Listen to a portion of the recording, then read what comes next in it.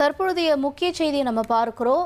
ஆகாஷினுடைய மரணம் தொடர்பா உயர்நீதிமன்றம் அதிருப்தியை வெளியிட்டிருக்கு. அதாவது போலீஸ் கஸ்டடியில உயிரிழந்த ஆகாஷினோட உடலை வச்சுக்கிட்டு அரசியல் செய்யறது ஏற்கத்தக்கது அல்லன்னு மதுரை உயர்நீதிமன்றம் மதுரை உயர்நீதிமன்றம் தற்பொழுது கருத்தினை பதிவு செய்திருக்கிறது. அது மட்டுமில்ல, வன்கொடுமை தடுப்பு சட்டத்தில் வழக்கு பதிய கோரிய வழக்கையும் தள்ளுபடி செஞ்சிருக்காங்க. அதனுடைய முக்கிய செய்தியை நம்ம பார்க்கிறோம். SC ST வன்கொடுமை தடுப்பு சட்டத்தின் கீழே வழக்கு பதிவு செய்ய கோரிய வழக்கு தற்பொழுது தள்ளுபடி செய்யப்பட்டிருக்கு. போலீஸ் கஸ்டடியில் ஆகாஷ் மரணம் அடைந்திருக்கக்கூடிய இந்த செய்தி வெளியானதிலிருந்து இந்த வழக்கு பெரும் அதிர்வலைகளை ஏற்படுத்தியிருந்தது. தொடர்ந்து இப்ப மதுரை நீதிமன்றம் இந்த வழக்கை தள்ளுபடி செஞ்சிருக்காங்க. அனைத்து கோரிக்கைகளும் ஏற்கப்பட்டும் இளைஞனுடைய உடலை இன்னும் பெறாம இருக்கிறது ஏன் அப்படின்னும் கேள்வியை முன் வச்சிருக்கு மதுரை அமர்வு நீதிமன்றம்.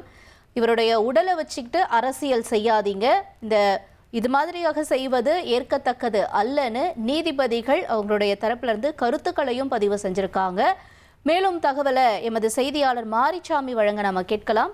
மாரிச்சாமி, வணக்கம். ஒரு அதிருப்தியை பதிவு செஞ்சிருக்கு நீதிமன்றம். தொடர்ந்து என்ன சொல்றாங்க இந்த மனு தொடர்பா நீதிமன்றம் தரப்புல? மேலும் நீங்க நிலவரத்தை பதிவு செய்யலாம். சிவகங்கை ஆகாஷ் மரணத்திற்கு காரணமான காவல்துறையினரை கைது செய்ய வேண்டும். அந்த வழக்கம் SC ST வன்கொடுமை தடுப்பு சட்டத்தின் கீழே வழக்கு பதிவு செய்யணும் அப்படின்னு இன்னைக்கு ஒரு வழக்கு மதுரை மாநகரியை சேர்ந்த வழக்கறிஞர் செல்வகுமார் என்றவர் உயர்நீதிமன்ற மதுரை அமர்வுல தொடர்ந்து இருந்தார். இந்த வழக்க நீதிபதிகள் சதீஷ்குமார், ஜோதிராமன் அமர்வு விசாரிச்சிச்சு. அப்போ என்ன சொல்றாங்கன்னா, நீதிபதிகள் அதாவது என்ன அவசரம், உடலை பெற வேண்டும் என தடுத்தது யாரு? ஏன்னா இன்னும் ஆகாஷ் உடலை மதுரை GHல மதுரை அரசராஜாஜி மருத்துவமனையிலேயே இருக்கு. அந்த உடலை இன்னும் அவங்க வாங்காம இருக்காங்க உறவினர்கள். அதுக்காக நீதிபதிகள் கேள்வி கேட்கிறாங்க, என்ன அவசரம் இந்த உடலை பெற வேண்டும் என்பதற்கு அப்படின்னு தடுத்திருக்காங்க யாரோ. அது யாரு தடுத்தது? அதுக்கு நீங்க தானே பொறுப்பு. நீதிமன்றத்தை உங்களின் தனிப்பட்ட விருப்பத்திற்காக பயன்படுத்த வேண்டாம் என எச்சரிச்சிருக்காங்க. அது போக உடல் வேணா அங்கேயே இருக்கட்டும், அது அழுகி போயிரும் அப்படின்னு விரும்புறீங்களா, அழுகணும்னு விரும்புறீங்களா, உடல் அழுகணும்னு விரும்புறீங்களான்னு கேள்வி எழுப்பியிருக்காங்க.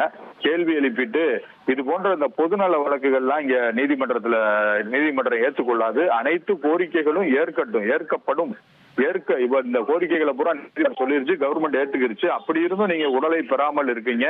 உடலை பெற்று முறையாக இறுதி மரியாதை செய்யுங்க. அதை விடுத்து உடலை வைத்து அரசியல் செய்வது ஏற்கத்தக்கதல்ல என தெரிவித்த நீதிபதிகள் வழக்கை வேறு காரணத்திற்காக தாக்கல் செய்தது போல தெரிகிறது. ஆகவே தற்போது உடலை வைத்து போராட்டம் நடத்துவது ஃபேஷனாக இருக்கிறது. உடலுக்கு இறுதி மரியாதை செய்யப்பட வேண்டியது அடிப்படை உரிமை. அதனை குடும்பத்தினரை உறுதி செய்ய வேண்டும். இந்த மனு விளம்பரத்திற்காக தாக்கல் செய்யப்பட்டிருக்கு என தெரிவித்து அந்த வழக்கையே தள்ளுபடி பண்ணிடுறாங்க நீதிபதிகள்.